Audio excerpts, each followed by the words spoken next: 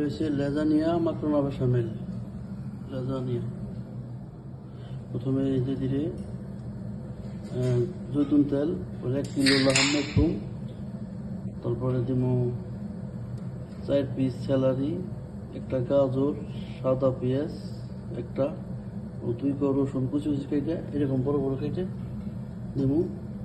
তারপর মশলা হয়েছে জিরা, গোলমরিচ, ধনিয়া পাউডার, লাল মরিচ ফাঁকি পাউডার, লাল মরিচ এইটা আনাম, লবণ, ও টমেটো ব্লেন্ডার আছে, ও মাজন আছে 2টা। এরকম করবো। পরে এইটা হলো লেজানিয়া মাকরোনা বয়েলিং করবো। পরে সেনিয়ার নিচে দেবো এই সস, পরে এগুলো 3 পিস বিছিয়ে দেবো, তারপরে সস, তারপরে 3 পিস বিছিয়ে দেবো, তারপরে সস, ওর উপরে বেসামেল দেবো ও মজল্লা বেসামেল।